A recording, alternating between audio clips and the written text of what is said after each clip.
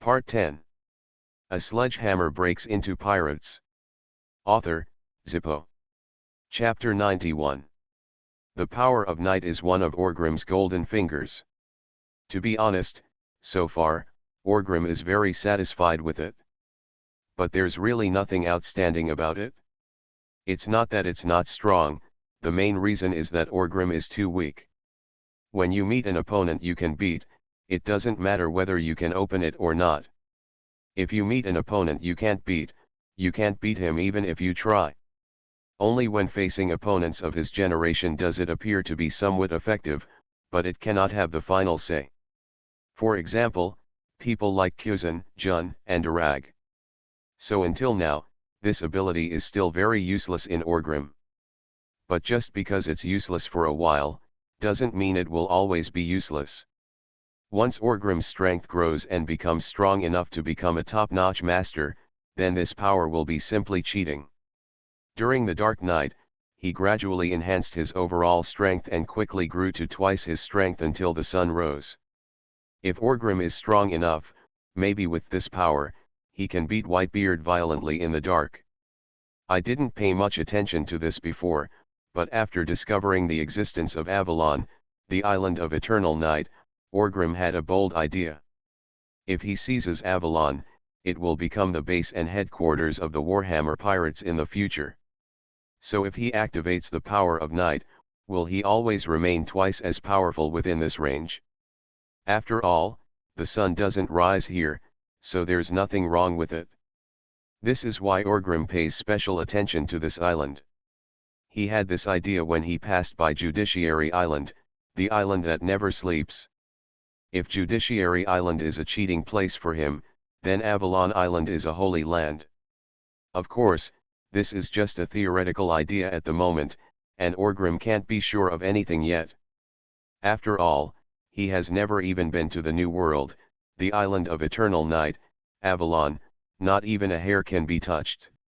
It can only be used as a plan to prepare, and everything will be discussed after entering the New World. After several days of sailing, a huge and mighty black warship arrived at the illegal port of the Shampoo Islands. This is the deep-sea overlord Black Narwhal where Orgrim and the others are located. The lawless zone is the do-nothing zone of the Chambord Islands, where all kinds of evil parties are rampant. The Navy, the world government and the like are indifferent to this place and are completely indulgent. There are also pirates and human traffickers at the port. After seeing such a domineering ship, some surprise flashed in their eyes. Many people have marked this ship as not to be messed with. After all, most of the people who can build such ships are boss-level figures. Although they are villains on the Chambord Islands, they are just younger brothers compared to the real bosses. That flag, does it look familiar? A gangster squatted on the port, looked at the ship, and said a little strangely. After thinking for a while, another strong man beside him, a flash of panic flashed in his eyes, and exclaimed, "It's the Warhammer Pirates." Although the name of the Warhammer Pirates seems a bit crude, but now, basically no one dares to use this name anymore. After all, Khazgro Orgrim, who is recognized by the world government as the enemy of mankind, you are not someone to be trifled with. And if you use such a name, aren't you looking for a hammer? If Orgrim doesn't beat you, the world government and the navy will also beat you. Therefore, on the sea, the Warhammer Pirates are already considered an exclusive symbol. No one will use it except Orgrim and the others. Are you talking about Khazgro Orgrim? Another villain asked in surprise. That's right, this flag can't be anyone else, it's the public enemy of mankind. The great pirate with a bounty of 320 million belly, the strong man swallowed his saliva and said. They disappeared on the sea for more than half a year. I thought they were already dead, but I didn't expect them. I didn't expect to build such a big ship. It seems that they have been building ships in the past 6 months, right? I heard that the last time they appeared was in the capital of 7 Waters. Maybe they haven't left there in the past 6 months. Will such a big shot finally enter the New World? Ignoring the surprise of the melon eaters at the port, Orgrim asked as soon as he got off the boat. Vincent, do you know how to code? Vincent smiled and said, I used to work on Fishman Island, Captain. Although he didn't say it clearly, his tone was very confident. Which shipbuilder from Fishman Island is not a master of coding? Orgrim smiled after hearing this and said, then I'll leave it to you. Okay. Vincent nodded and agreed very casually. He will join the Warhammer pirates and become a subordinate of Orgrim. On the one hand, it is because of the invitation from his elder brother Tom, who said a lot of good things about Orgrim. On the other hand, he will join the Warhammer pirates and become a subordinate of Orgrim. On the one hand, Vincent Dan has been on Fishman Island for a long time. As a coded shipbuilder, he has often come into contact with humans and is very curious about the world on the sea. So when Tom recommended a trustworthy captain to him, Vincent thought for a while and then agreed. He wanted to follow the Warhammer pirates to see the world and the humans on the sea. Nightingale had no intention of leaving. He planned to continue studying on the ship. Nowadays, there are more than 2,000 people on the ship, big and small. Anyone who is sick has to look for him. He is very busy, and he has even begun to select some talented guys to study medicine with him. As a world-class famous doctor, it's not like he's never been to the Chambord Islands, and he's even been to the Holy Land Maragio, where he treated senior officials of the world government. So he's not curious about this place. Hank took the initiative to stay and take him with him. Some brothers wanted to help Vincent with the coding, while Gangplank was learning some knowledge about the lookout and had no intention of going out. So Orgrim took Beckman and Mihawk to board the Shampoo. We are ready to wander around the Earth Islands. Mihawk has been in and out of the New World many times, and he is quite familiar with it. Beckman has never been here at all.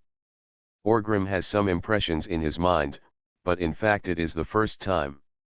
One time. So Mihawk was asked to be a guide. The three of them wandered around for a long time, and Orgrim couldn't bear it anymore and asked seriously, have you been here before? Mihawk looked at Orgrim with some displeasure and said, I've been here many times. Could you please be more serious? Don't always take us to that tool shop. I heard that there is some kind of auction here. It's very good. There are often some strange things in there, and sometimes there are devil fruits. Can't we go there and have a look? Orgrim asked. Mihawk thought for a moment and said, I have never been there. Just when Orgrim wanted to speak, Mihawk had a trace of doubt in his eyes and asked softly, and, do you have money? Orgrim was stunned for a moment, touched his pocket, and looked at Beckman again. Beckman also smiled. He used to think Mihawk was cold, but now he has discovered that this guy is cute. Okay. Unfortunately, we don't have much money left. This time we will resupply at the Chambord Islands. Next, he becomes a pauper, Beckman said with a smile. Orgrim twitched his lips in embarrassment, and then said to Mihawk, no money, but if you don't have money, there's no point visiting a knife store. Even if there are any good knives, you won't be able to afford them. Let's go somewhere else. Mihawk asked in surprise, you have no money? I have money. Orgrim and Beckman were stunned for a moment. Before they could speak, Mihawk asked even more strangely, and, did you make something wrong? Aren't we pirates? Why pay? Orgrim's face turned blue and white from holding back. Hey, Mihawk, the third soul of the company, even asked Orgrim, a little confused. What you said makes so much sense. I can't refute it. It turns out that you, Mihawk, have a deeper understanding than me on the road to becoming a pirate. Go ahead and find someone to take us to the auction, Orgrim cursed. A sledgehammer breaks into pirates. Author, Zippo. Chapter 92. I thought that Beckman and Mihawk would go to the auction with me. It didn't. Mihawk said very coldly that he was not interested there and wanted to continue visiting his knife shop. Beckman wanted to buy some books and see if there was any store where he could buy short rifles. Orgrim had no choice about these two guys. He couldn't force them to follow him, so he had no choice but to let them go. It makes me want to find out if there is a shop that sells sledgehammers on this island, Orgrim said to himself. There are many auction houses on the Chambord Islands. These auction houses sell everything, most of which are things circulated on the black market, including devil fruits and some other weird things. There were even slaves coming to auction. All over the world, the slave trade is a serious violation of the laws of the world government. This kind of thing was strictly prohibited 200 to 300 years ago. But to put it bluntly, this world is a privileged world, and many nobles are still very interested in it and are willing to risk violating the law to engage in some slave transactions. Otherwise, Orgrim's sister would not have been captured by the crazy slave traders. In most cases, no one would care about such trivial matters. After all, it is not cost-effective to offend the noble class for some slaves. However, these are all transactions in the dark, and they are still considered invisible. The Holy Land Marijoa and the Chambord Islands are different. In these two places, it can be said that the slave business has been above and above board. There is no other reason than that these two places are essentially the territory of the celestial dragons. Your world government controls the sky and the earth, but it cannot control the celestial dragons. Because the Tianlong people have been the representatives of legal rationality in the world government for 800 years, they are the descendants of the 20 kings of that time, they are the creator of the world, and they are gods. They have always been the only ones above the law. How can the law control them?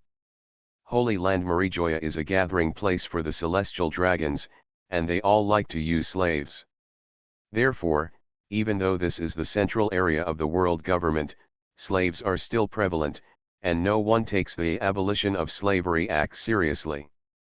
Son.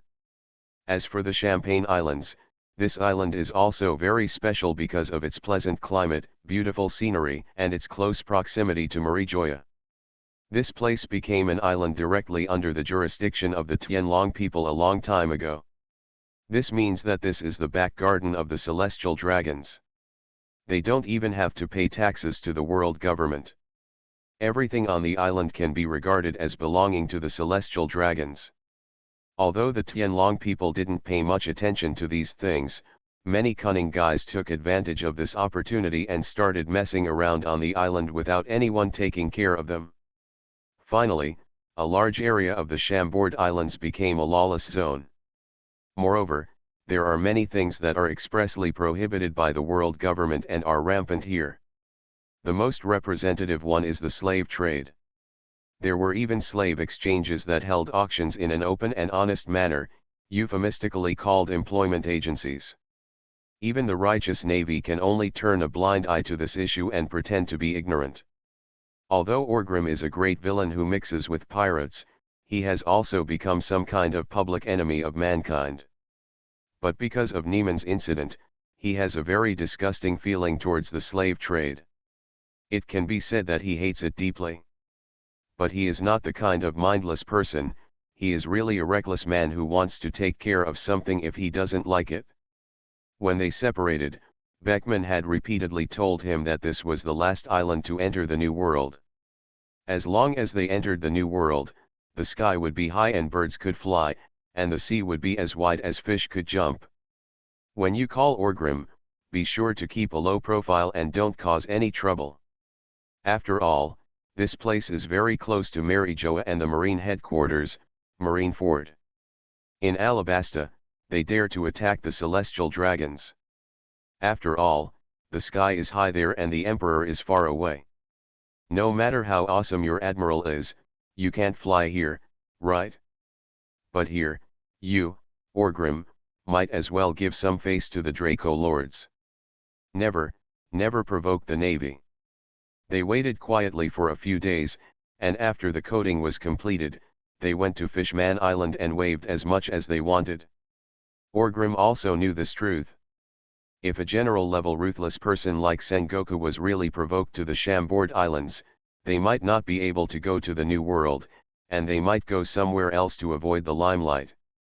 So even though Orgrim hated these popular slave trades, he didn't try to force himself. He was going to be a little transparent on the Chambord Islands.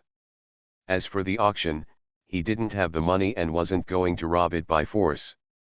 He just thought it would give him a lot of experience.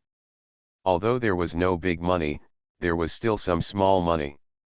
When a guide took him to the door of the auction house, Orgrim took out 2 gold bellyries and threw them to the guy. The guy left gratefully, and Orgrim also knew that that bastard was definitely not a good person. It was surprising that there were good people in the lawless zone of the Chambord Islands. That is to say, I am tall and thick, and I look very intimidating. Otherwise, if I were an ordinary little girl, I might be deceived by such a black tour guide and sold to a human trafficker. The people at the auction house obviously recognized Orgrim's identity and welcomed him in very respectfully. And at Orgrim's request, he chose a less conspicuous corner position for Orgrim. At this time, Orgrim didn't know that he was participating in the auction in a low-key way. The big guys at the Navy headquarters have already received the news that Orgrim has landed on the Shampoo Islands. In the Sengoku General's office, Chief Staff Officers Zifa, Sakaski, Jun, and Ahe were all there. They were originally discussing the evacuation of the New World and subsequent issues. As for Garp, this guy took Kuzan, who had just been discharged from the hospital, to the New World and continued to sit there to protect the remaining forces of the Navy and withdraw in an orderly manner. As a result, while Sengoku was discussing things with them, a naval colonel hurried into the office with a very excited expression. The Warring States General was stunned for a moment and did not care about his rudeness. This kind of thing is very common in the Navy headquarters. When there is an emergency, how can he care about so many false courtesy? After all, they are soldiers, not hypocritical officials. Warring States General, the observation team of the Shampoo Islands has received news that the Warhammer pirates have landed on the Shampoo Islands. It has been confirmed that Kazgarot Orgrim is in the lawless zone, and our people are following him, the naval captain said quickly. The observation team of the Chambord Islands was established in the Warring States period after Orgrim and Beckman completed their work in Alabasta. It was specially placed on the Chambord Islands to keep an eye on them. Orgrims. As long as this bastard dares to go to the island, they will get the news immediately and kill him. So when he received the news, the Warring States General's expression was very excited. He stood up and patted the table. Said okay, this bastard has been missing for so long, and finally couldn't hold himself back and came to the Chambord Islands. This time he must never come back. The Navy really needs some results now. After all, General Zifa was robbed by Shiji, which made the Navy very embarrassed. If the bastard Orgrim is caught at this time, it will be very difficult for the Navy to save face, has a great effect. To be honest, compared with Orgrim, the public enemy of mankind, Katarina Depon has basically no value. Although Katarina Depon is from the New World, a big pirate, but she is indeed not as valuable as Orgrim. Because if the Navy catches Orgrim, it can link up with the cultural world. At that time, it can even conduct a public execution and a wave of strong publicity to let those old if academics brag about it in newspapers. Won't the Navy's prestige be restored? Enemy of mankind is so valuable. The wise general of the Warring States period was able to see through this. The excited Warring States took a sip of tea, glanced at everyone in the office, and thought to himself. Although this Orgrim is not very strong, he can completely suppress it. But after all, Garp failed to catch him twice, and Darag, Jun, and Kuzan also suffered losses at his hands. This opportunity is so good, we can't let him run away. The most important thing is to be safe. Thinking of this, the Warring States General said, Zifa, Sakaski, Jun, the 3 of you come with me to the Shampoo Islands to capture Kazgaros Orgrim and the Warhammer pirates. Member. General Zifa was on the same level as Warring States. He also wanted to wash away the stain he had caused last time, so he nodded lightly without rejecting anything. Jun and Sakaski both stood up quickly and accepted the order from the general. You are listening to Novels at Bless Up channel.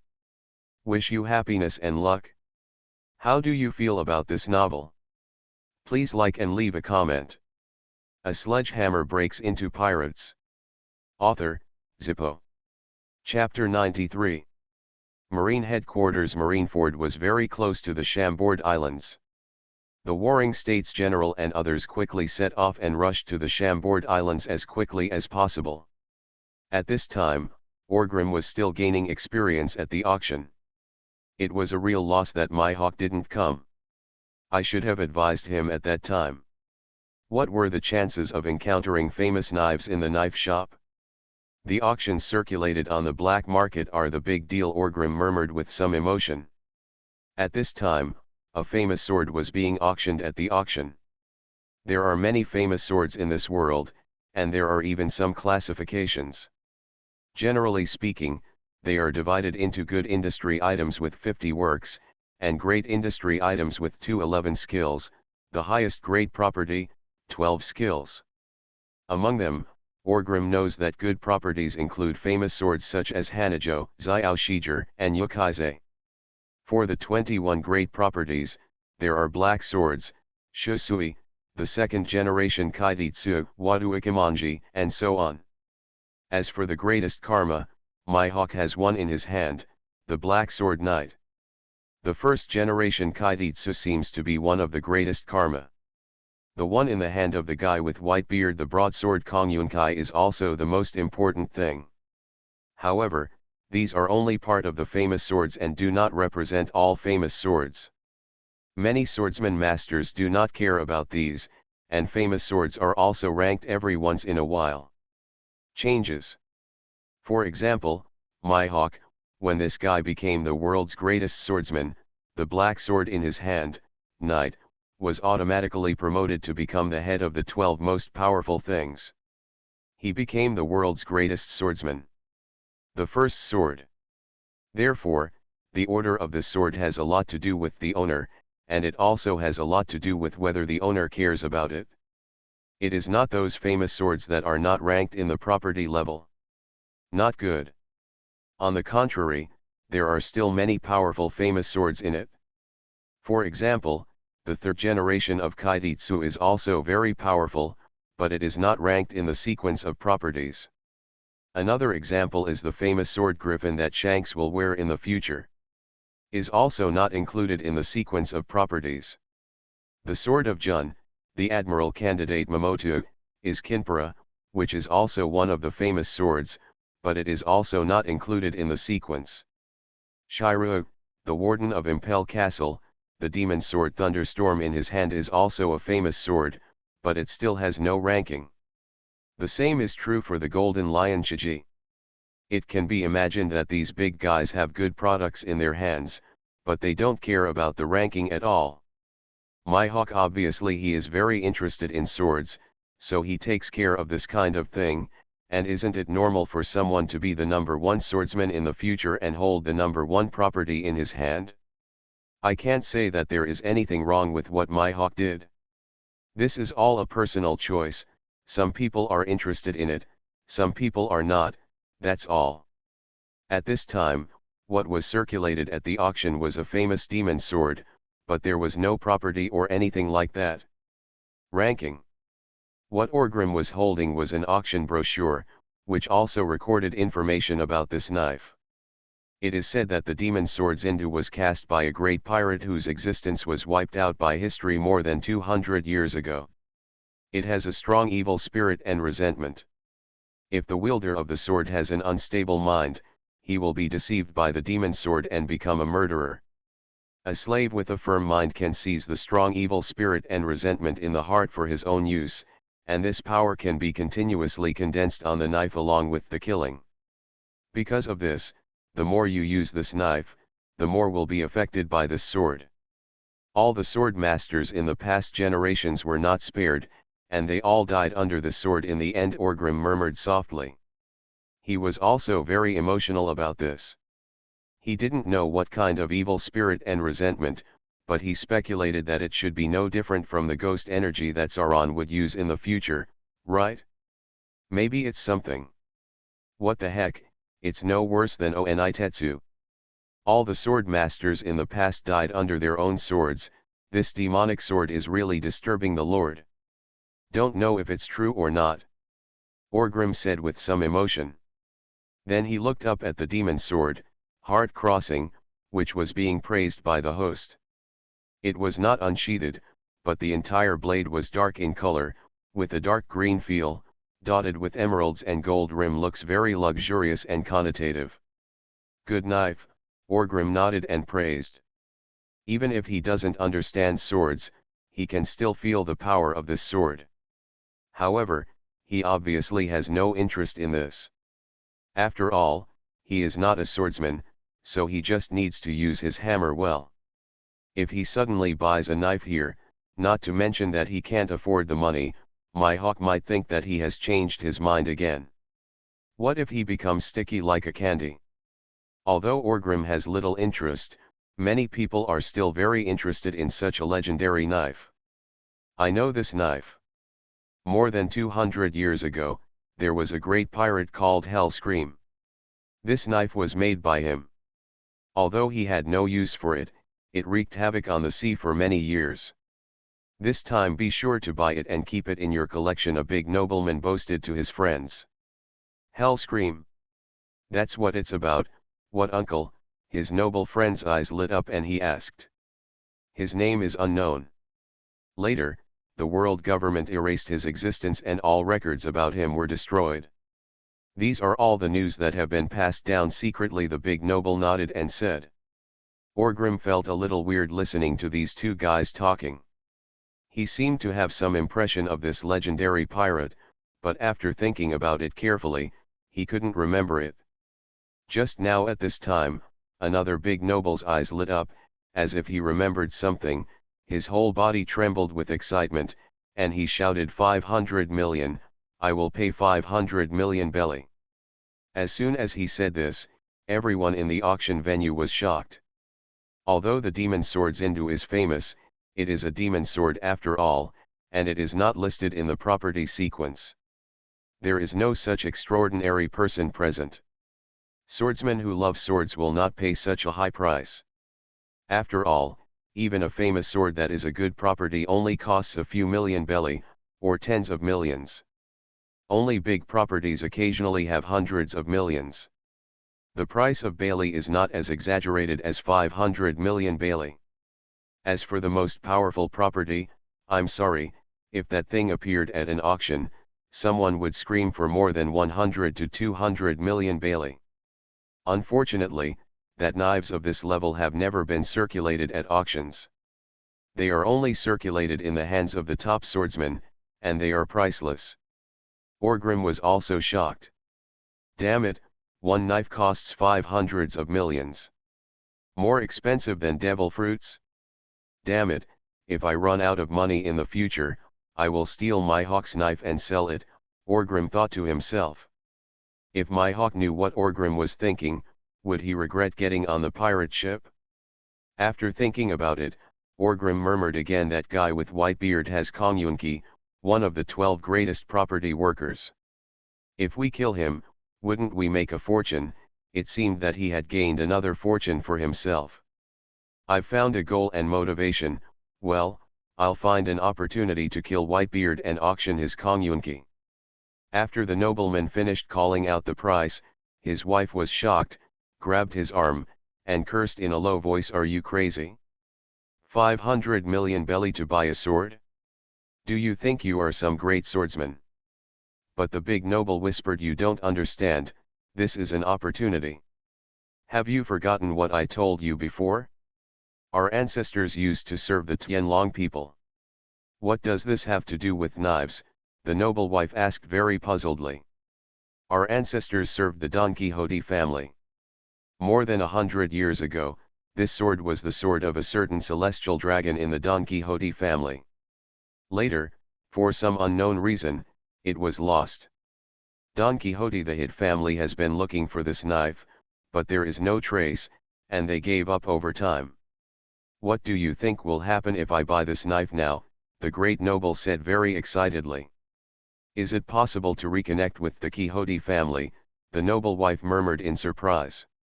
That's right. Being able to re-establish contact with the Tianlong people is not something that money can buy. Let alone 500 million belly, I will buy it even if it is 1 billion belly, the big noble said very excitedly. Of course Orgrim didn't know about this, but he was still very emotional. These damn bastard nobles are so rich. They must find opportunities to eat big money in the future. A sledgehammer breaks into pirates. Author, Zippo. Chapter 94. 500 million baileys swept the entire field, and there was no gratifying competition. After all, except for the great noblemen whose ancestors had served the celestial dragons, the rest of them didn't know that this demon sword, heart crossing, could be related to the celestial dragons. Otherwise, it cannot be settled with just 500 million baileys. The nobles have more money, but what do they lack? What is missing is power and room to move forward. If you can talk to the celestial dragons, you will be called a true first-class noble. The average royal family will not dare to do anything to you. And this knife has this possibility. Although it is just a possibility, if these big nobles find out about it, they will still want to grab it. Later, some weird things were sold, such as a little goat that likes to eat paper, a hand axe that can split the chest of a vice admiral and wake him up, and a mechanical power arm circulated in the future country that can reshape a broken arm. People with disabilities start a second life and so on. Anyway, there are all kinds of weird things in this auction, and there is even a superhuman fart fruit. After eating it, you will be able to fart continuously. In the past, some people developed it to a very powerful extent. When a fart is released, it will cover 100 meters in radius, killing humans and animals, and it can even fart into the sky. This was an eye-opener for Orgrim. Sure enough, there are all kinds of devil fruits. Is there anyone who buys this kind of thing? It turns out that some people actually buy it. There are even 2 or 3 nobles that you are fighting over, and I don't know what you are buying them for. Orgrim really didn't know that these weird devil fruits were the most popular among the Dracos. Some Dracos like to feed slaves these weird fruits. It can even be said that the continuous enrichment of the Devil Fruit Illustrated book has a lot to do with the celestial dragons, because they have been working tirelessly on such interesting things for hundreds of years, and slowly filled up the Devil Fruit Illustrated book. Of course, other forces are also involved, but the Devil Fruit Manual in the hands of the world government is definitely the most comprehensive. It can only be said that the Tianlong people still made some contributions. This world, that's it, even if it's a piece of shit, there are dung beetles willing to push it away. Later, some slaves were auctioned, and there was even an unlucky giant among them. Orgrim gained a lot of knowledge here, but from beginning to end, he didn't buy anything. Just when Orgrim was feeling that he had opened his eyes with these high-class people today, the phone bug in his arm suddenly rang. Orgrim took it out and saw that it was Beckman. "What's wrong?" Orgrim asked strangely. As a result, he heard Beckman running over there, breathing heavily, shouting, "Orgrim, hide quickly, the Navy is coming, rush." "Came for us?" Orgrim was startled. Before he could ask for any details, he heard an explosion from the phone. It seemed like someone was roaring something like a big fire. "Sakaski," Orgrim reacted instantly. Vaguely, he also heard a slight explosion from outside the venue, which should have come from a distance. Orgrim ordered to the phone bug Beckman, "Hold on, I'm here to support you now." As soon as he finished speaking, Orgrim suddenly stood up from his seat, pushed aside the few young nobles sitting around him who were blocking the way, stepped over their heads, and left here quickly. At the same time, in a certain area of the lawless zone, Beckman was constantly releasing venom, and was engaged in a fierce battle with the ruthless man Sakaski. Sakaski's magma vented wantonly, turning the surrounding area into a sea of purgatory fire. Beckman looked very embarrassed. There was indeed a gap in strength between the two.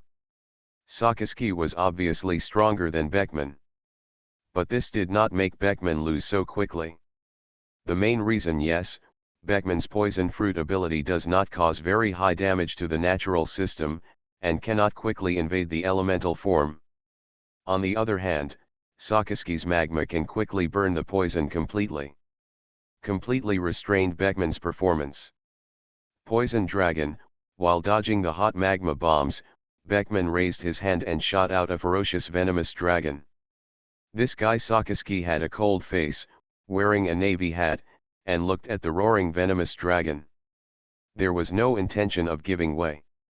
In the entire naval headquarters, among the new generation navy, Sakaski can be said to be the top 3 people. The only ones who can compete with him are Durag and Porisalino. Although Kuzan is also very good. Yes, but after all, he joined the navy 2 years later than Sakaski. As a junior, there is still a certain gap with Sakaski in all aspects. Therefore, Sakaski is very confident in his own strength. After a while of fighting, after that, he discovered that his devil fruit ability completely restrained the opponent's poison fruit. This made Sakaski even more confident. To be honest, he was extremely confident in his rock berry fruit, and he had always been attracted by it. Proud. Dog bites, Sakaski shouted in a low voice, raised his hand and punched the poisonous dragon. A magma vicious dog condensed out and bit the poisonous dragon. The hot magma quickly burned the poisonous dragon, and Beckman I had to choose to run away again. At the same time, on a hillside not too far from here, General Sengoku, General Zifa, and Jun were all standing here, observing the situation on Sakaski's side. After watching Sakaski completely suppress Beckman through his restraint, the 3 of them couldn't help but nod. General of the Warring States period, why don't we take action? Don't let that Ban Beckman get you away, Jun asked. Wait a minute, that Hosgarot Orgrim and this guy are like brothers, there is no way he will not come to support him. When he appears, we will take action and kill them both, the Warring States general said patiently. General Zifa smiled, looked at the somewhat impatient Jun, and said, Jun, you really need to change your hot temper. Don't worry, be patient. Jun smiled awkwardly, nodded and said, yes, Teacher Zifa. Zifa has a high prestige in the Navy, not only because he is a general of the Navy and represents one of the highest combat capabilities of the Navy. On the other hand, it is also because Zifa is an instructor in the Navy's officer training camp. Basically, the young generals in the Navy today are all brought out by Zifa. It can even be said that he is the godfather of the Navy. Jun is also a student brought out by Zifa, so whatever Zifa says, she doesn't care. Willing to listen. Damn it, why did I meet this guy? Even Kuzan wouldn't restrain my ability like this, right? Beckman complained in his mind while struggling with Sakaski.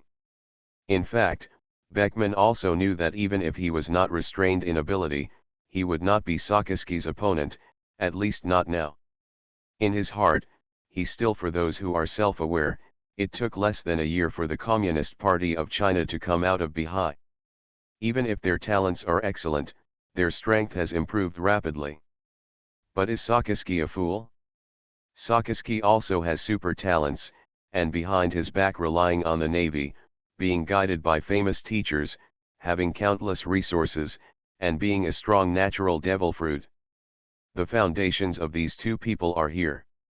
It's hard to say who will be stronger and who will be weaker in the future, but now, Sakaski is definitely stronger. Just when Beckman was feeling extremely uncomfortable being suppressed, Sakaski suddenly felt a threat. There was no reason for this kind of threat, it was because he felt suddenly uncomfortable and instinctively sensed changes. Many strong people have it. Sakaski also had this 6th sense, and this feeling saved him many times. Therefore, Sakaski made a decisive decision without hesitation, roared, and countless magma spewed out from the ground around him, protecting him inside.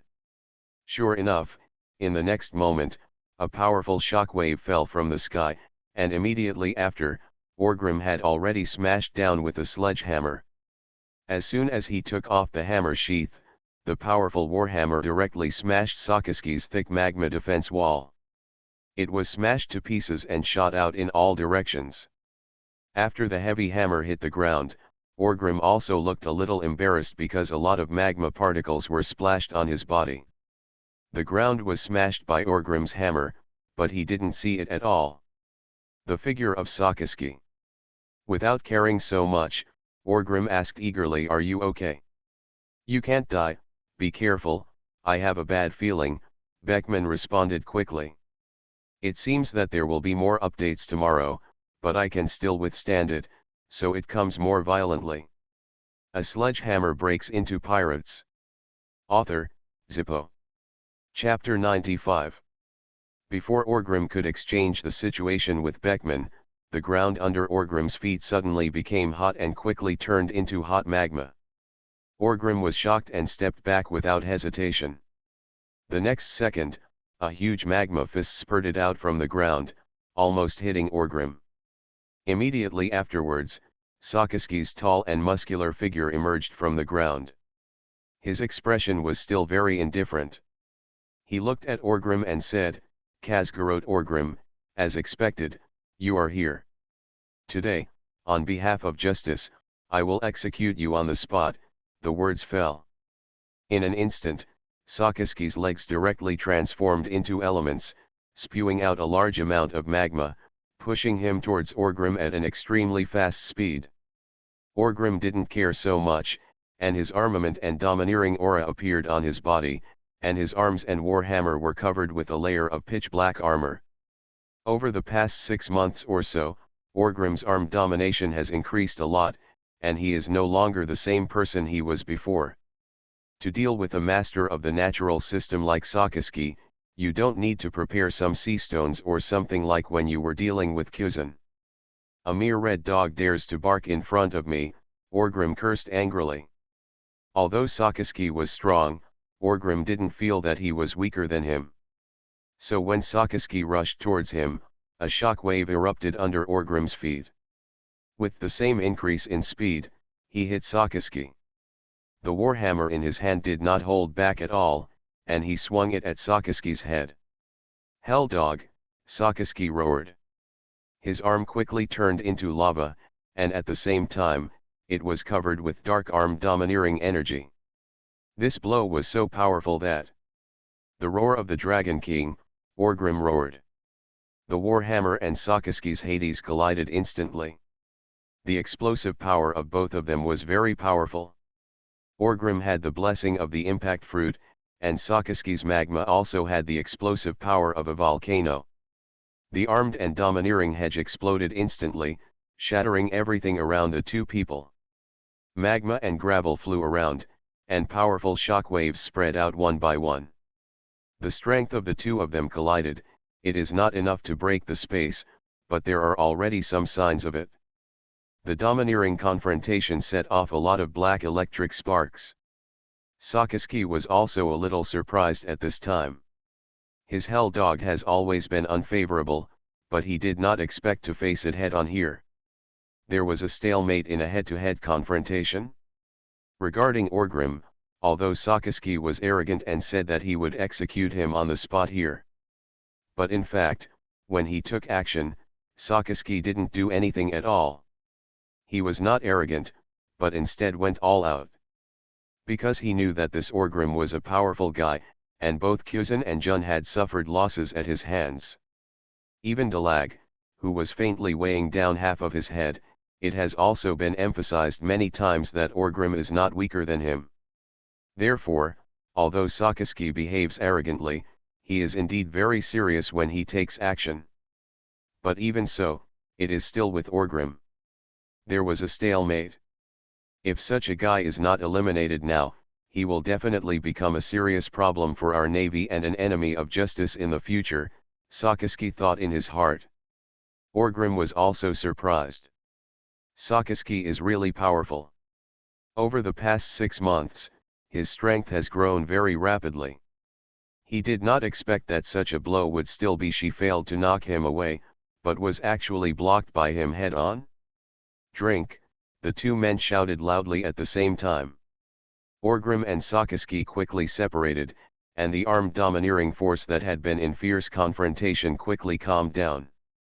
After a slight pause, neither of them spoke.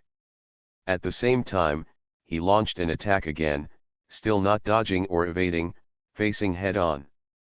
Sakaski's shoulder erupted with a burst of hot magma, and the volcanic impact enhanced the power of his punch.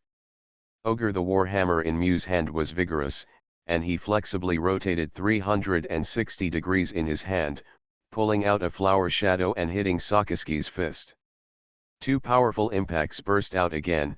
Sakaski only felt a pain in his arm, and the constant impact made Sakaski's internal organs tremble. Although he was not injured, he was very uncomfortable. The ends of Orgrim's hair, it was all curled up, sweat was flowing on his body, and the hot breath hit his face.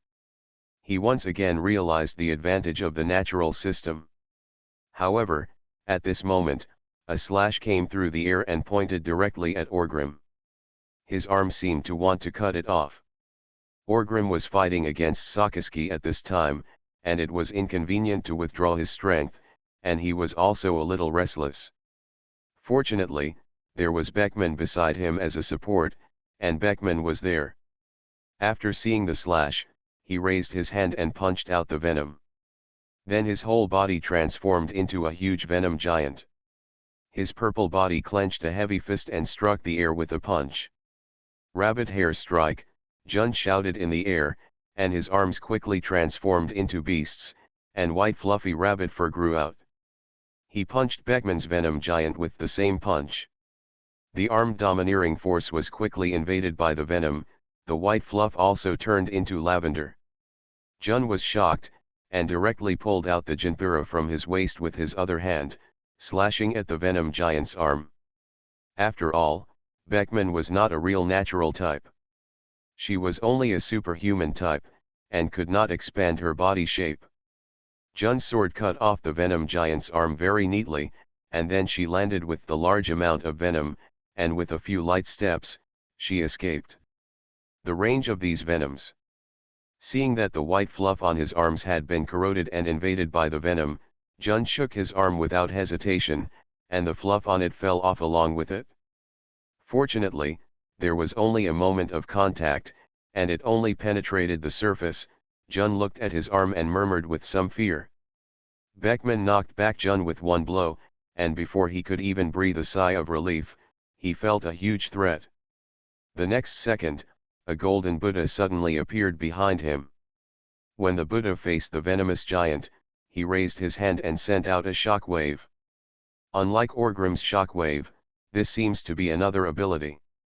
But the power was still powerful, directly blowing up Beckman's venom giant, and Beckman's figure was also thrown away by the powerful impact. After landing, Beckman rolled around on the ground in embarrassment for a few times. A stream of blood spilled from the corner of his mouth, and a flash of surprise flashed in his eyes. Buddha's warring states period. "Admiral," Beckman shouted in surprise, intending to remind Orgrim. After hearing Beckman's shout, Orgrim was also shocked. How could it be such a coincidence? Why is this Naval Admiral Sengoku here? He had no idea that Sengoku and the others were coming for them. By some coincidence, they had already fallen into the Navy's tactics from the moment they landed on the Chambord Islands. Orgrim hadn't even looked back. He felt a figure rushing over at an extremely fast speed. Orgrim felt cruel in his heart, gritted his teeth and withdrew his resistance to Sakaski, raised an arm to block the side, and with a flash of arm domineering covered. Fierce pain came from the arm. After practicing for more than half a year, he had strengthened a lot of domineering power and was directly defeated. The next moment, Sakaski's heavy punch also completely suppressed Orgrim, and he was at hit Orgrim's chest. Fortunately, it was protected by a layer of domineering energy and was not directly penetrated by him. After receiving 2 heavy blows in a row, Orgrim had no resistance at all. The figure was knocked away and fell on the ground. After rolling several times and raising a cloud of smoke and dust, he stopped.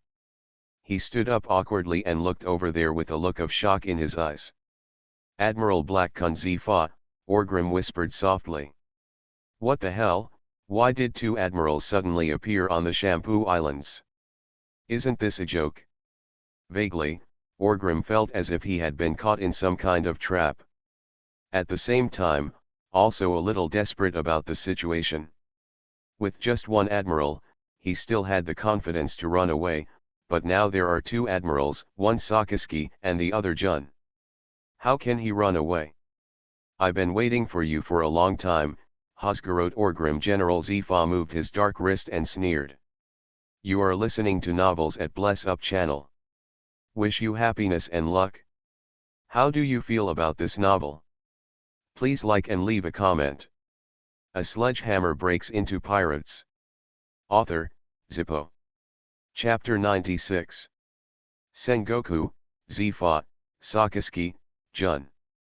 The 4 Navy masters stood in the 4 directions of east, west, north, and south.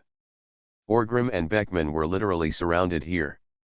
Beckman and Orgrim also moved closer to each other, their faces looked very heavy, and the atmosphere was very depressing.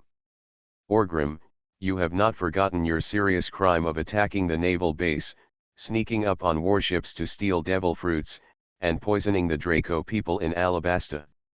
You were lucky in the past, but today you have entered this dead end yourself."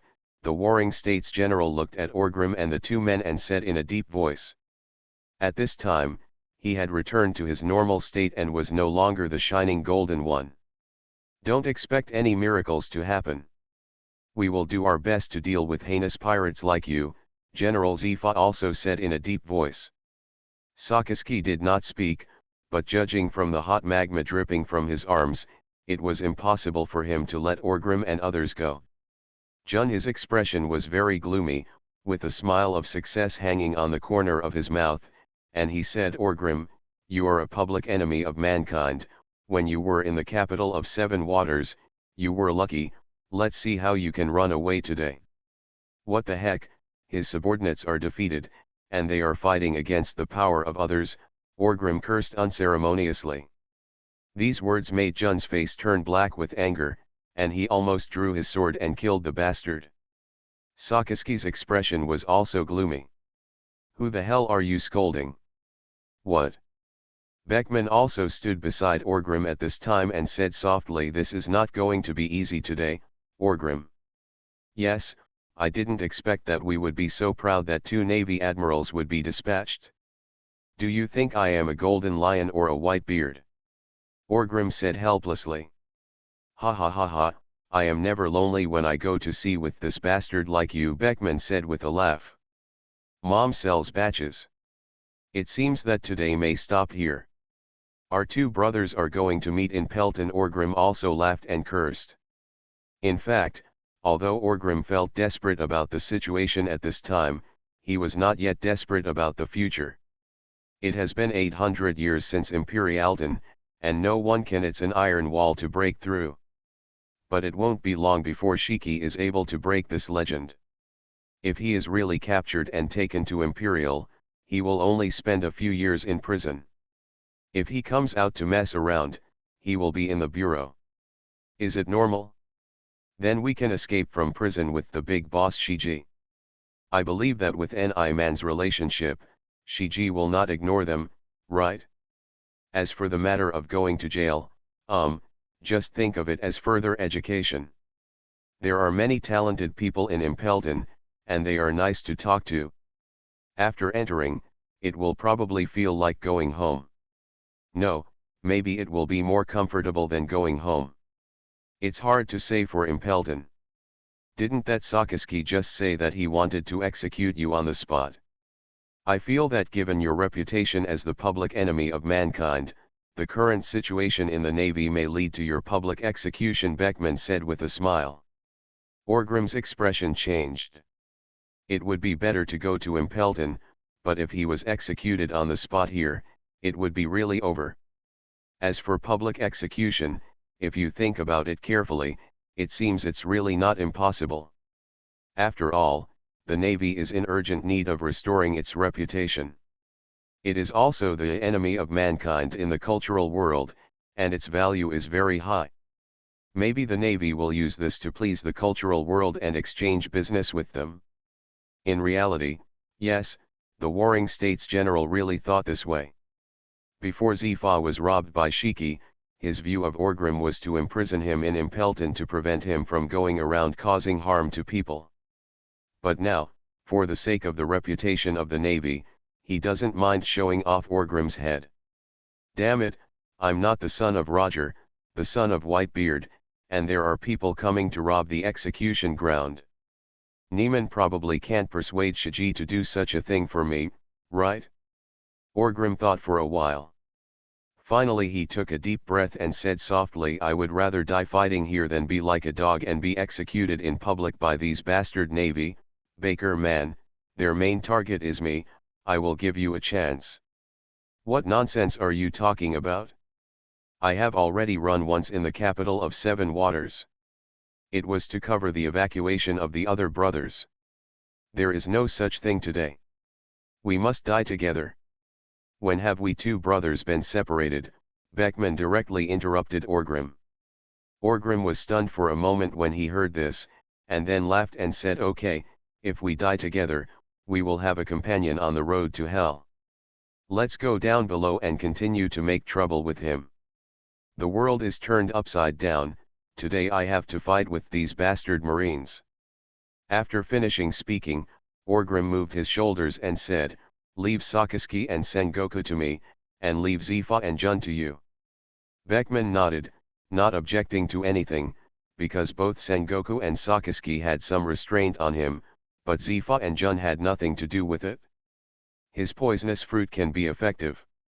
Just when Orgrim and Beckman were about to take action, in a hidden corner in the distance, Mihawk was also observing the scene.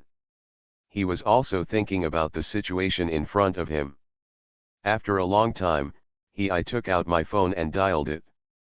Not long after, the person on the other end picked up the answer. Mihawk? Nightingale asked curiously. Orgrim and Beckman were blocked by the Navy's admirals Sengoku and Zifa. You asked people to prepare to pack up and set sail. We won't be able to stay in the Shampoo Islands for long. Mihawk said softly. Nightingale was stunned for a moment, and then quickly said, I know, we will be ready soon. What should you do? As for the coding that hasn't been completed yet? How long has it been?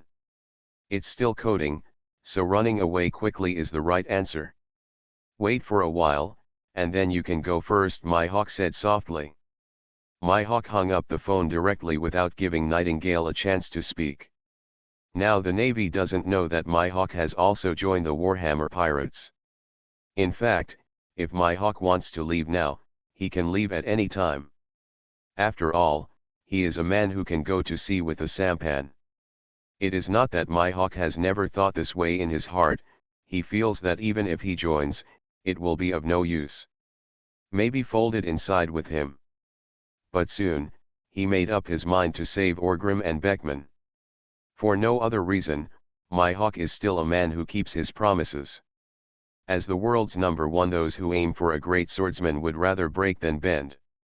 If he chooses to leave today, Mihawk feels that he will never be able to aspire to be the strongest in the future.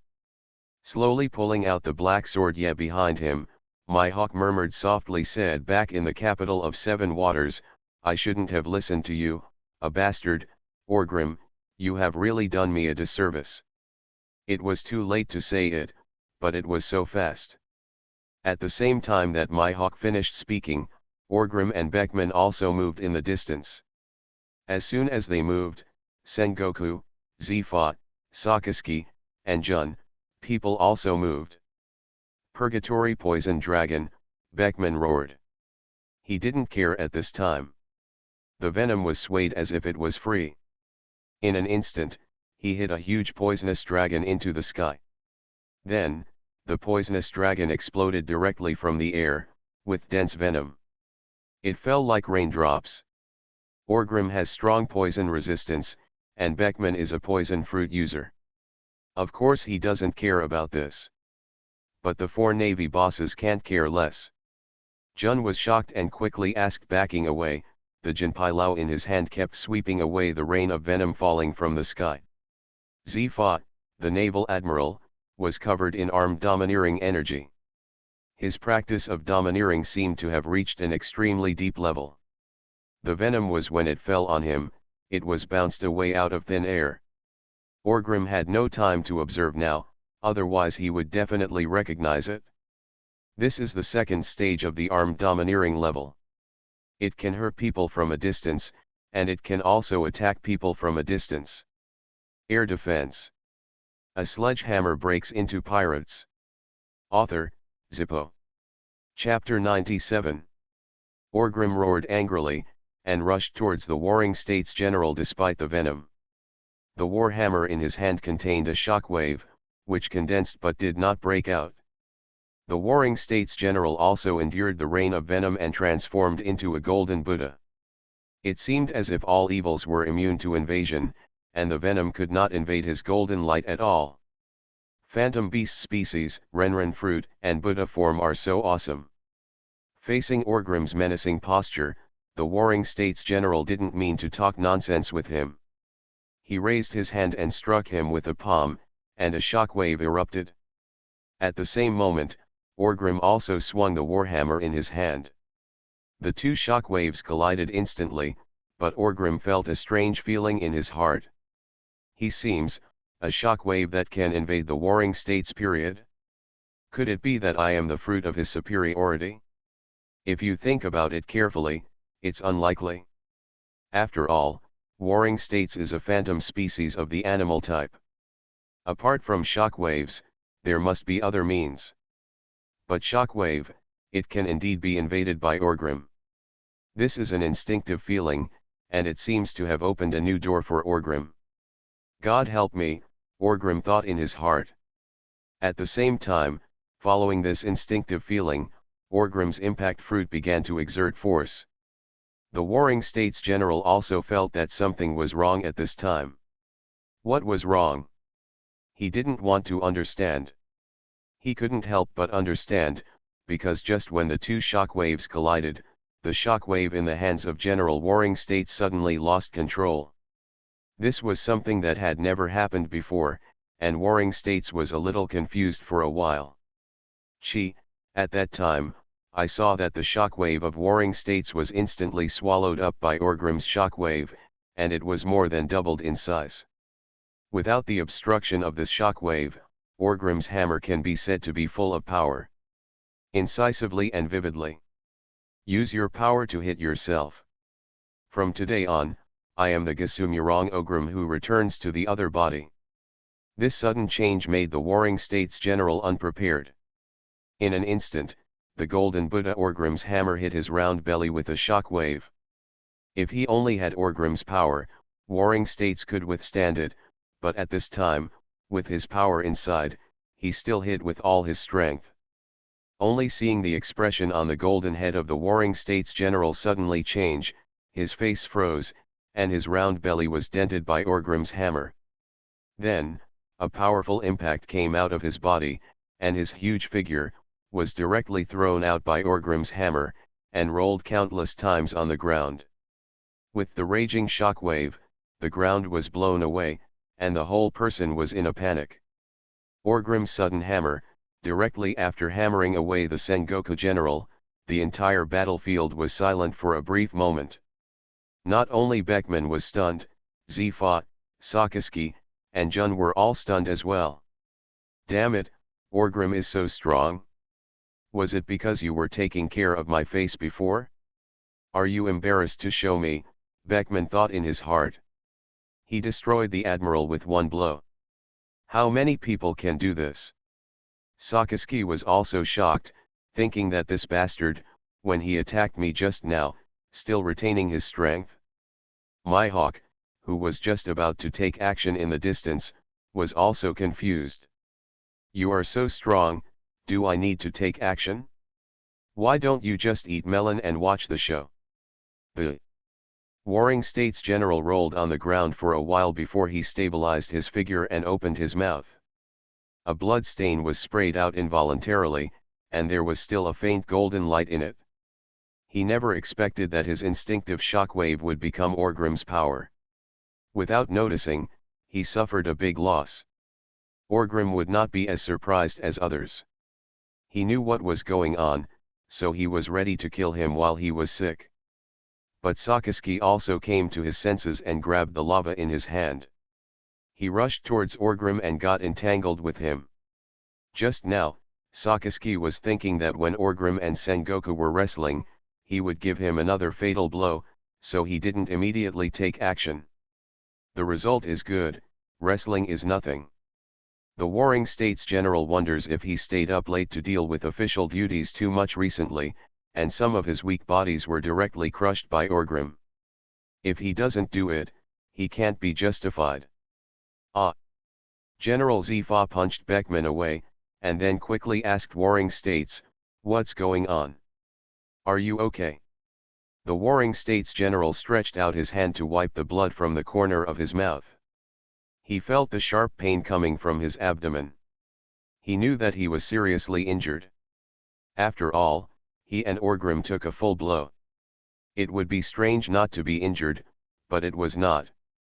To a particularly serious point, after all, he is an animal type of the phantom beast species, and he is also an awakened boss. That bastard was able to absorb and use my shockwave. He didn't pay attention just now, so he suffered a small loss. The Warring States general responded quickly. Zifa also breathed a sigh of relief at this time. It turns out that this is what happened. He thought Orgrim already had the world's top power. He no longer cared about the Warring States side, and they fought towards Beckman again. At this time, Beckman was fighting with Jun. He was beaten by a Navy admiral and an elite Navy lieutenant. No matter how hard he beat him, he felt uncomfortable. Just when Zifa wanted to strike again, suddenly noticed something. He flashed without hesitation, and the next second, a sharp slash passed through the position where he was just now, cutting the ground in half. Before he could see clearly what, Jun was also attacked, and he saw Jun holding Kinpura across his chest. The next second, a huge black knife slashed directly on Kinpura. The powerful force crushed him. Jun took 2 steps back and saw clearly who the other party was. "Jorikol Mihawk," Jun said in shock and anger. Orgrim also forced Sakaski back with a hammer. Seeing Mihawk suddenly take action and help Beckman, he felt happy and angry in his heart. But he still couldn't help but curse Mihawk. "You idiot, can't you see the situation clearly? Why mind your own business?" Mihawk was not angry. On the contrary, he felt a touch of warmth in his heart. His expression was still very cold, and he said, "Orgrim, it is precisely because I saw the situation clearly that I took action. Don't do it. I preach so much. Mihawk, get out of here quickly. This is our Warhammer Pirates business and you don't have to worry about it." Beckman also spoke quickly. In the words, he picked off Mihawk very cleanly. Mihawk did not defend anything, but said softly, "I am a man who aims to be the world's greatest swordsman. If I leave now, I will no longer be able to aspire to be the strongest. A true swordsman would rather break than bend." As soon as he finished speaking, Mihawk looked at General Zifa and Jun, and said, "Warhammer Pirates swordsman Jorikol Mihawk, please give me your advice." As soon as Mihawk finished speaking, everyone was shocked. "Have you joined the Warhammer Pirates?" Jun asked in shock and anger. Mihawk didn't answer anything. He flashed the black knife in his hand and threw a slash towards Jun. Orgrim couldn't control that much at this time. Mihawk is right, a real swordsman would rather break than bend. He is a man who aims to be the world's greatest swordsman. If he shrinks here, he will not go any further in the future. At the same time, Sakaski suddenly said, "They're all pirates anyway, so annihilate them all here." The warring states general also jumped up, and the golden Buddha fell from the sky. While punching Orgrim with a punch, he ordered, "Don't let any of them escape. Even if I die today, I still have to support a few people," Orgrim cursed angrily. The war hammer in his hand roared out again, and the extremely powerful shockwave in his body was released wantonly, sweeping away everything around him. At this moment, there seemed to be some shackles in his head. It was like exploding. The next moment, Orgrim's eyes flashed, and his aura quickly rose. Then, a force that was beyond his control burst out from his body. Everyone present, all felt the impact of their souls, and the offensive in their hands could not help but slow down. Overlord Color, the warring states general, immediately noticed the source of this aura and said angrily, "That's right." Orgrim's overbearing domineering energy suddenly awakened and burst out at this moment. A sledgehammer breaks into pirates. Author, Zippo. Chapter 98. Overlord, domineering, this thing is very mysterious. Just like the Rolls-Royce Phantom, if you are born with this thing, you will have it for the rest of your life. If you are born without it, you will basically say goodbye to Overlord sex in this life. Orgrim didn't know if he had Overlord color before, but he intuitively felt that he should have it. After all, no matter how much you say that you have Overlord color, it is only 1 in a million people. As a time traveler, that may be billions. There may not be 1 in 10,000 people. As for the Rolls-Royce Phantom, Orgrim can responsibly say that he had a Rolls-Royce Phantom in his previous life. Now, just as Orgrim guessed, his overlord-colored domineering energy has awakened. It came out of nowhere, but it seemed natural. In this era, domineering has not yet become popular. 20 years from now, it seems that famous guys may have this thing. But now, this is really a scarce commodity. Take the Navy's high-level combat power as an example. No matter how you say it, the 4 people present now or in the future are basically generals and are among the top figures on the sea. But Sakaski, Jun, and Zifa don't have the domineering look of a king. Only the warring states general has the rare overlord-like domineering spirit. Because of this, he was the first to recognize Orgrim's overlord color. When you awaken the overlord's haki for the first time, you can't control it at all. The continuous explosion of that momentum will vent all the overlord's haki in your body. Orgrim is like this now. Even if he wants to stop, he can't. Mihawk felt like he was in the middle of a storm. The powerful momentum brought waves of air one after another. Because he was so close, he even felt a little unsteady.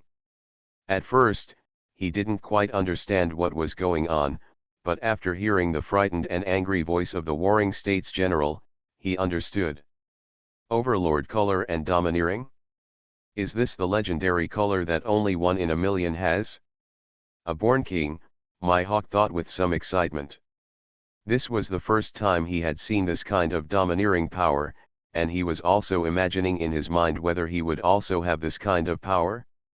Orgrim's overlord-like domineering power soon swept across the entire Chambord Islands were shocked, and all the people on the island were stunned into unconsciousness. Fortunately, there were no Dracos on the Chambord Islands to play today, otherwise, Orgrim would have taken away both hands without knowing it. Killed.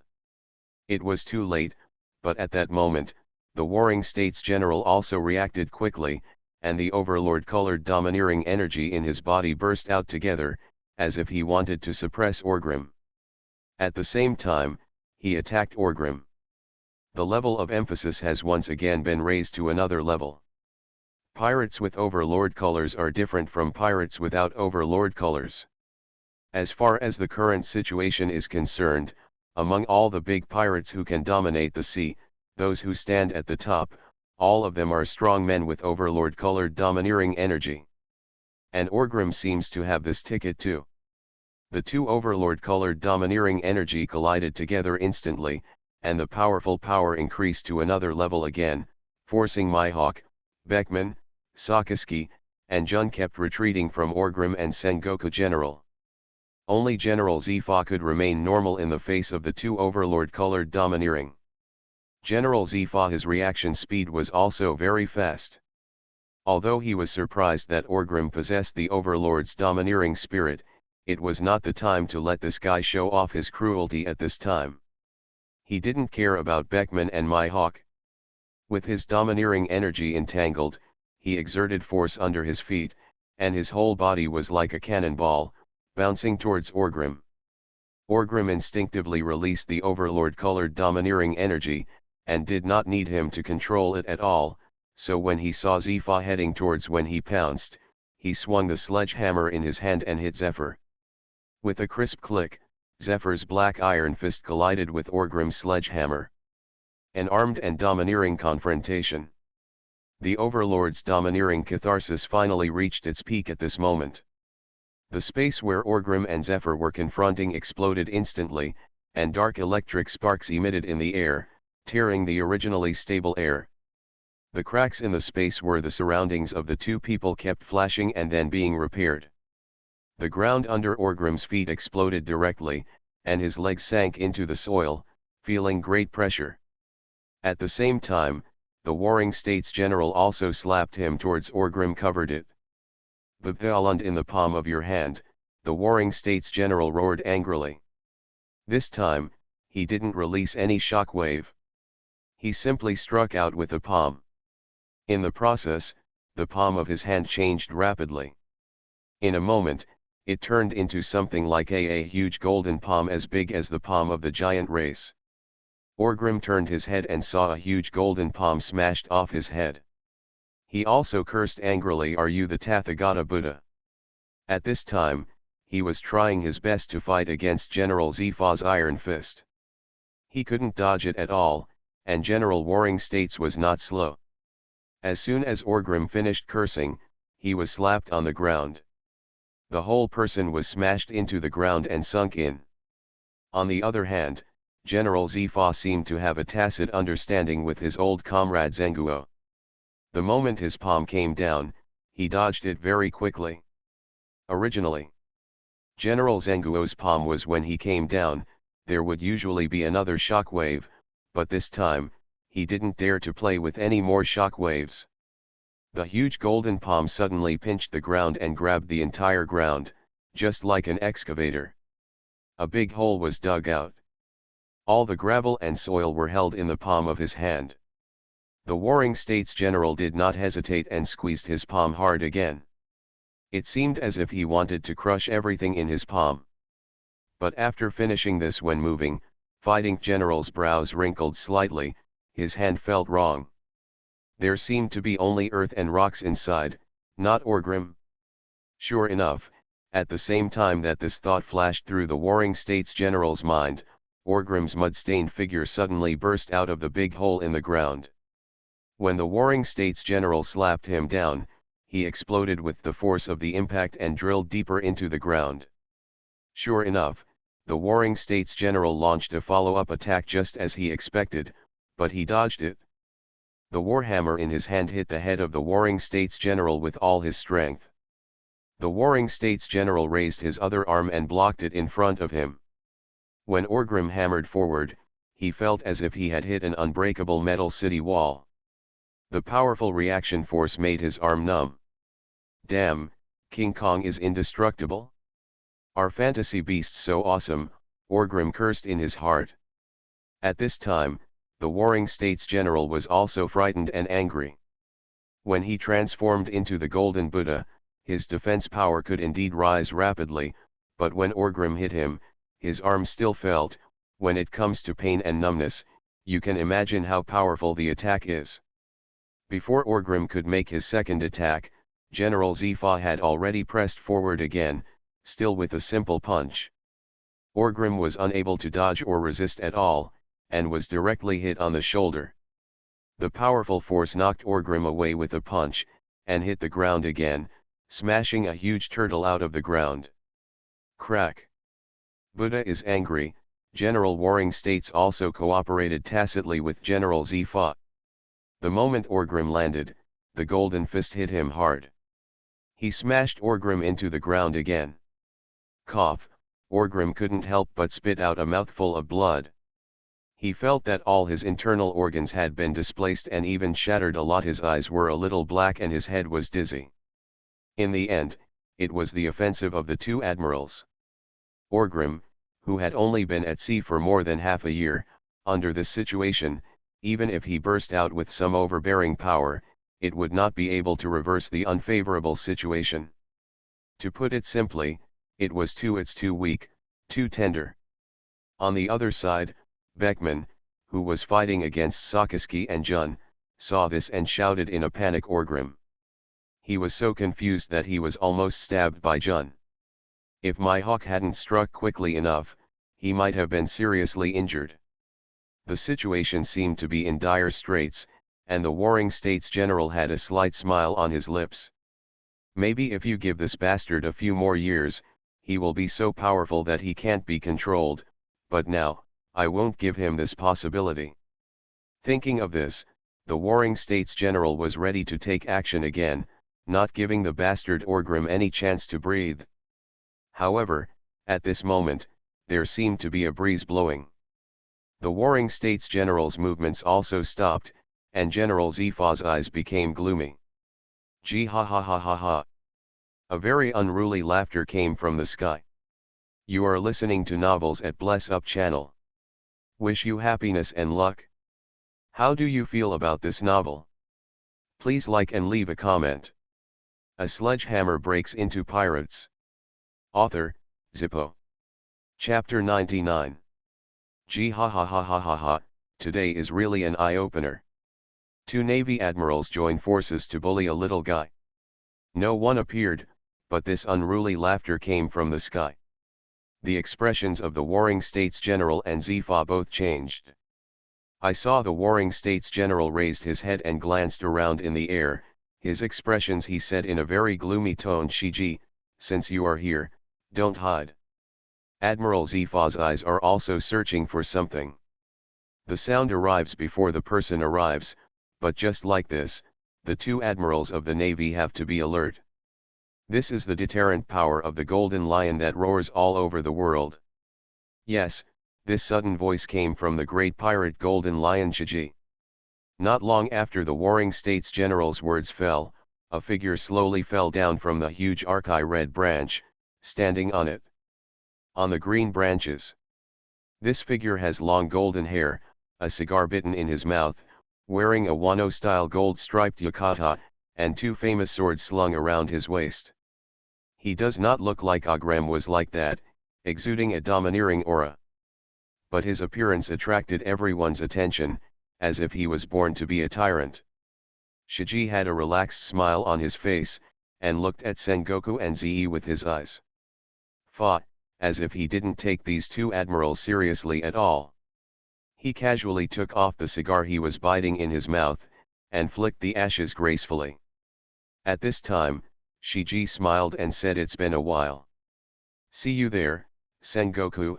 I thought your navy was going to make some big move when it withdrew from the New World, but it turned out that you were here to bully the little guy. It is indeed your style, bullying the weak and fearing the strong. Gee ha ha ha ha ha ha. The Warring States General's eyes were very gloomy. He looked at Shiji and asked, how do our navy do things? It's not your turn as a pirate to dictate how our navy does things. What are you doing here? Although the Warring States General asked this, in fact, he already had an answer in his heart. The bastard Shiji didn't show up earlier or later, but he jumped out when they were rounding up Orgrim. How could it not make people think too much? Maybe Shiji and Orgrim have some means of contact, and this time they are here to take them into the New World. In fact, this is really a misunderstanding by the Warring States General. Shiji and he had no intention of coming to take Orgrim and others into the New World. He just came here to wander around. Indeed, he also had the mentality of meeting Orgrim by chance and chatting for a while. It was regarded as coming to Orgrim in advance. Plant a seed. Shiki knows that Orgrim, Beckman, and Niemann are three brothers and sisters. But he is not sure whether Orgrim and Beckman know that Niemann is on their ship. Although Neiman also has won, the bounty is not particularly outstanding. The bounty does not exceed 100 million. There are countless pirates of her level in the sea. There are a mountain of similar bounty notices. Orgrim and Baker, it's hard to say whether man could notice it or not. And he also felt that the big pirates in the New World were also very restless and were looking for new forces to join. If Orgrim and Beckman were killed by the rest, wouldn't it be a big loss if someone poached them away? So recently, Shiji has been wandering around the entrance to the New World and the Shampoo Islands, taking whatever chance comes his way and wanting to see if he can meet the two Orgrim brothers. If you meet her, talk to them about Neiman, leave an impression on them, or give them her contact information. When they enter the New World, they will come to you. If you can't meet her, then you can't meet her. Well, it's not a big deal anyway. Maybe we can meet some other good prospects? Shiji happened to be nearby today, and he didn't notice that Orgrim and Sengoku were fighting. Until the Overlord color appeared, the conflict between the two Overlord-like domineering auras directly covered the entire Shambord Islands. Shiji recognized one of them as Sengoku, and was keenly aware of who Sengoku should be fighting. He was very curious. It was what kind of boss actually got into a fight with the Navy Admiral on the Shambord Islands. This place is very close to the Navy headquarters.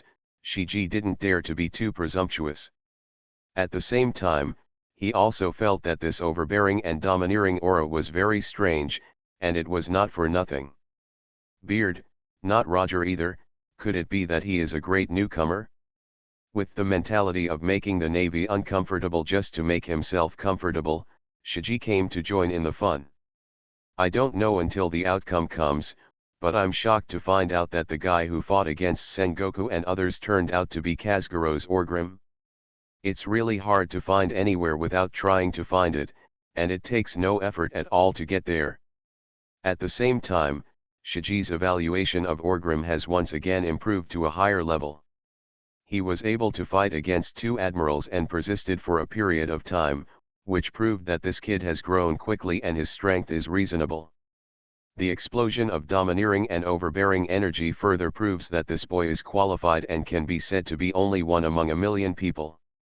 Of course Shiji was moved, so he intervened. He couldn't let this kid be beaten to death or captured by the warring states period here, right?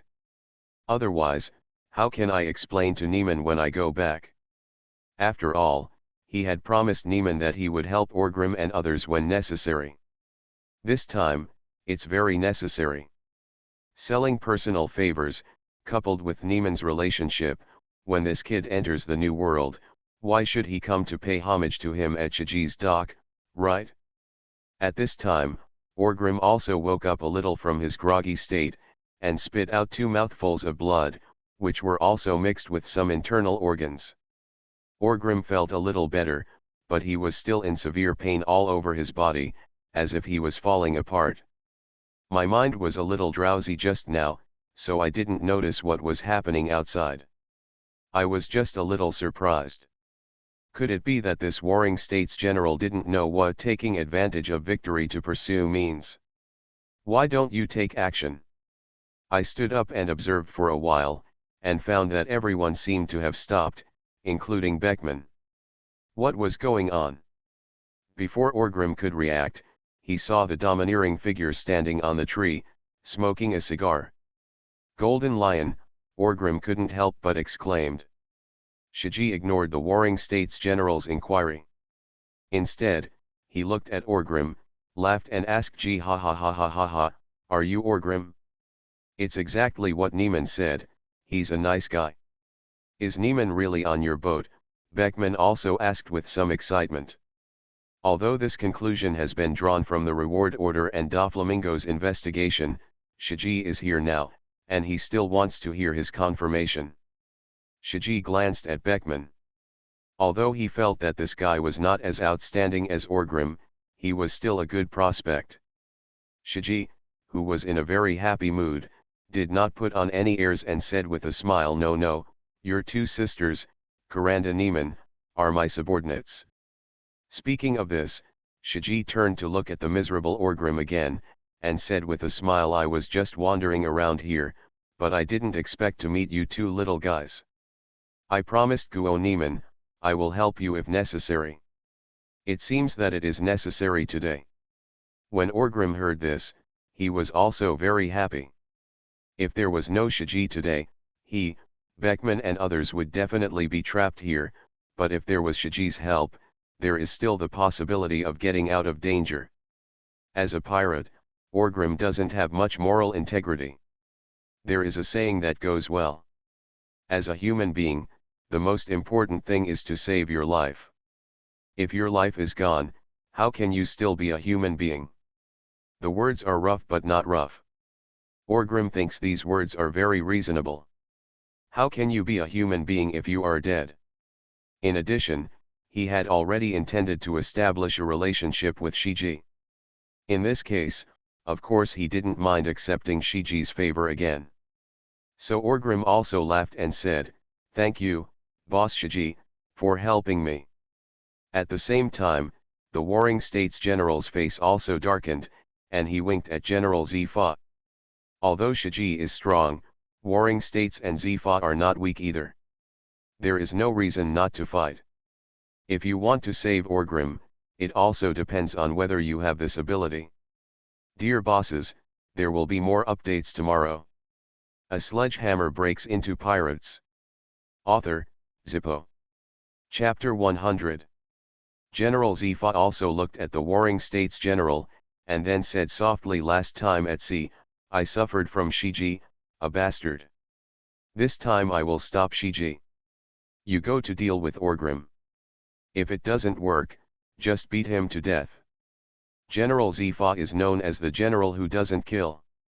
Although he became a naval admiral, he always spared any force in his attacks.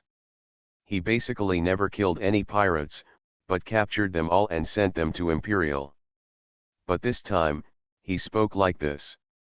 I also realized clearly that at this time, I can't be kind to women. If Orgrim runs away, there will be endless disasters in the future. So if you can't catch him alive, just beat him to death and it will be over.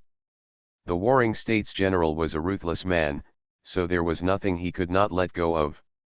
If you really can't catch Orgrim and can't get any public execution, then just kill him. So he nodded and said, okay, buy me some time, it won't be too long. At this time, Orgrim's condition was obviously very bad. As long as he had a little more time, he could get rid of this troublesome guy. As for Beckman and Mihawk, let Jun and Sakaski deal with it. If you can catch them, catch them. If you can't catch them, it won't matter even if they run away. Orgrim is the culprit. After Orgrim is dealt with, you can go back and deal with Shiki with Zifa. This place is very close to the Marine Headquarters, Marineford, and the Holy Land, Marijoa. There are experts on both sides who will pester Shiji for a while. When support arrives, Shiji will either be forced to retreat or die, wait to die. The two communicated quickly, and neither of them was hesitant. After nodding to each other, the Warring States General suddenly took action and rushed towards Orgrim. At the same time, General Zifa also exerted force at his feet, his armed color and domineering energy wrapped around his body, and he rushed directly towards Shiji. Damn it, Shiji is such a big shot in the front, why are you always staring at a small character like me, Orgrim cursed. Although his whole body was in severe pain, he still held on, swung his sledgehammer, roared, and prepared to deal with the offensive of the Warring States General. Shiji seemed to understand as well. The thoughts of Warring States and Zifa, with a slight tap of their feet, an inexplicable energy spread out. The next second, the ground in front of General Warring States changed rapidly. The ground quickly surged, and the earth and stone condensed into a roar. The lion's head bit into the Warring States General. In a hurry, Shiji could only test the waters like this. At the same time, he pulled out the famous swords Kumu and Yingshi from his waist, wrapped his arms with domineering force, and crossed them to block on the chest. The next second, General Zifa punched it. If you want to save them, you have to see if you can do it. Zifa shouted angrily. The general was defeated, and his tone was quite serious. Shiji sneered and said to Zifa. On the other side, the warring states general struck out with the palm without hesitation, and a powerful shockwave burst out again, directly smashing Shiji's lion head to pieces.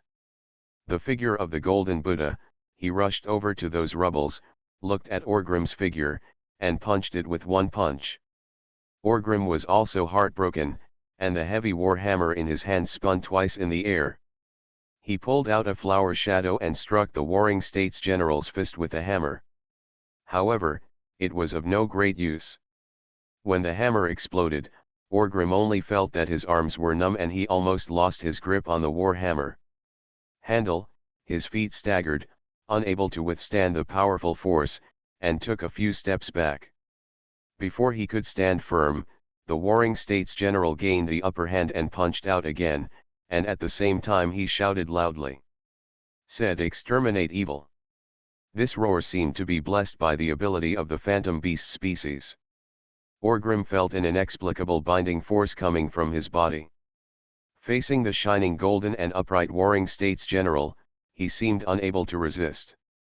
But soon, Orgrim bit the tip of his tongue sharply, and the stinging pain made his somewhat groggy brain wake up instantly. But it seemed that it was too late. As soon as he raised his head, the huge golden fist of the warring states general had already touched his head. In front of Orgrim. In the next second, the giant fist knocked Orgrim away, causing Orgrim to roll on the ground in a very embarrassed state. A mess of rocks was set off, and the whole person was in an extremely embarrassed state. Cough, Orgrim couldn't help but spit out a mouthful of blood again. Damn it, why isn't it dark yet, Orgrim thought in his heart. This blow caused his left arm and shoulder to appear to be shattered and broken. He couldn't lift it at all. He didn't know how many ribs were broken on his chest, and his internal organs were already shaking and displaced. The pain in his organs became even more severe.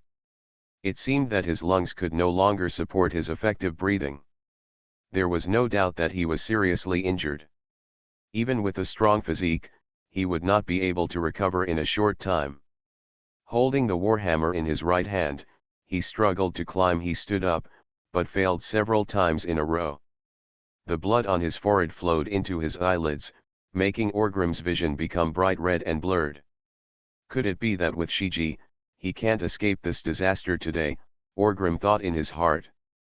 In a daze, he seemed to see Beckman and Mihawk running towards him, as if they wanted to support him, and behind them, followed by Sakaski and Jun.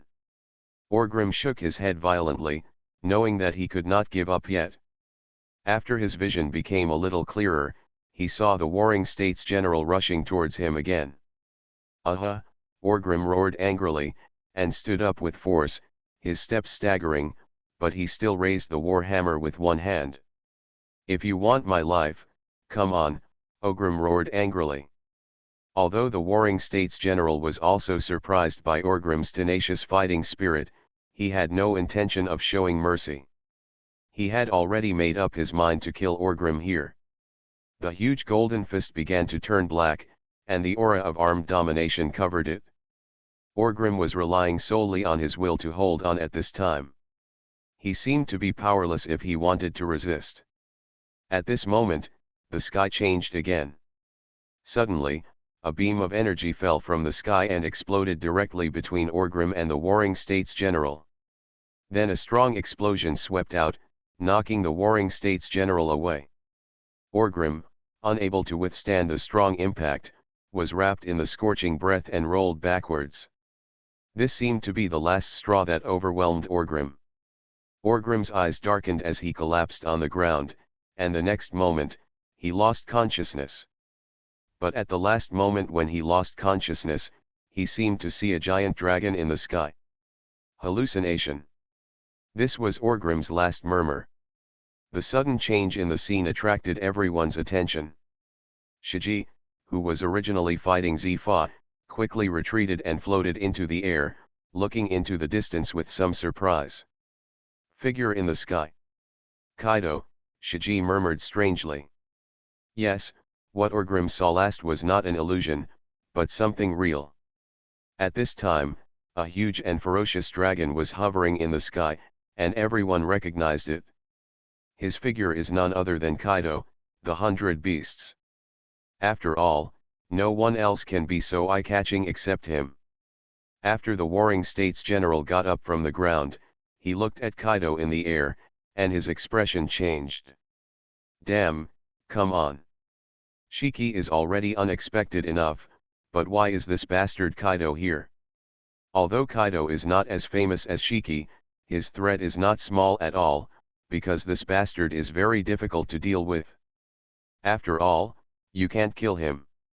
Kaido glanced at Orgrim in the air and felt a little relieved, finally catching up. Then he looked up at Shiji again, with an unhappy expression on his face, and ignored him again. The same is true for Shiki. He and Kaido were on the same boat before, and their relationship was not good. Seeing that Kaido didn't speak, Shiki didn't bother to pay attention to him. Warring States period, I am here today, so don't take it easy. Kaido said to Sengoku.